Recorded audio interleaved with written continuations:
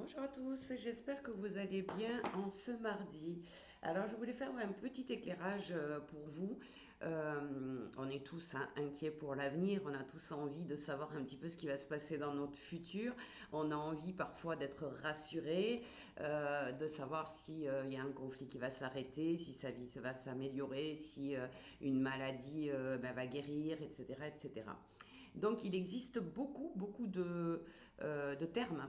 Donc on a en général la cartomancienne ou le cartomancien, le voyant ou la voyante, on a le médium, on a aussi le médium qui se dit en guidance médiumique, d'accord, il y a une différence, et la guidance intuitive. En gros, c'est ça ce qu'on peut vous proposer.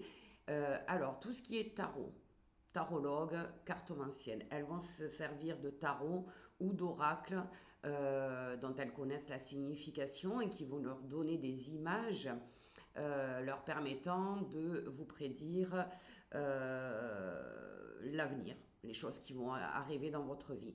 Je pratique moi le tarot astrologique, c'est-à-dire que je travaille avec un tarot aussi, mais avec toutes les maisons de l'astrologie, les 12 maisons, qui me permettent de vous parler de chaque domaine de votre vie, que ça soit émotionnel, le travail, votre problématique actuelle, votre conjoint, si vous en avez un ou si vous en cherchez un, la santé, ce qui se passe dans votre entourage, le familial, etc. Donc c'est un peu général sur la totalité. Ça, c'est les personnes qui vous disent qu'elles pratiquent le tarot astrologique. Donc on vient. On a la numérologie, évidemment, vous savez ce que c'est. On a aussi l'astrologie pure, ça c'est encore autre chose à partir de votre thème de naissance. Mais je voulais revenir au médium.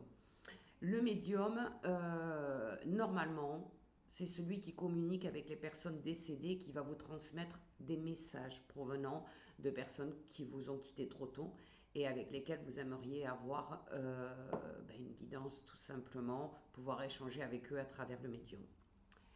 Quand on parle de guidance médiumnique, en règle générale, ces personnes utilisent aussi un support de cartes pour avoir des images, pour avoir une guidance, hein, vous amener à comprendre ce qui va se passer plus tard. Euh, on appelle médiumique parce que on entend, ça descend en nous. D'accord. On va vous donner des réponses qui nous viennent directement. Alors moi, à la guidance médiumnique, je préfère le terme guidance intuitive. Parce qu'effectivement, nous allons parler avec vos guides, nous allons parler avec vos anges, nous allons recevoir des informations qui peuvent vous être utiles pour ce qui va se passer dans les semaines à venir. Donc moi je trouve que c'est plutôt intuitif puisque c'est par notre canal coronal que l'on a ces messages.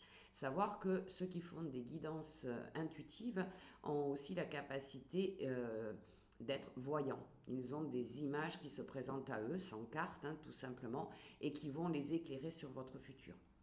Donc tout est un petit peu particulier, donc en fonction de ce que vous souhaitez, il est important de ne pas se tromper de personne, tout simplement. D'accord. Donc la voyante, je ne l'ai pas dit, mais vous en doutez, elle a des flashs, elle a des images, tout comme dans la guidance intuitive. Euh, Elle a des flashs qui vont vous donner eh bien, des réponses.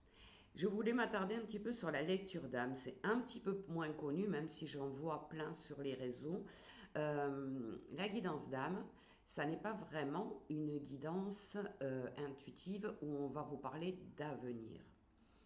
La guidance en lecture d'âme, c'est plutôt voir votre transgénérationnel, arriver à déceler les secrets de famille, le transgénérationnel, les vœux qui ont pu être faits et qui sont bloquants pour vous, tout ce qu'on a pu vous transmettre, que ce soit la lignée du père ou de la mère, et qui aujourd'hui vous impacte et vous bloque. Et votre mission d'âme est certainement de débloquer ça pour débloquer les générations d'après.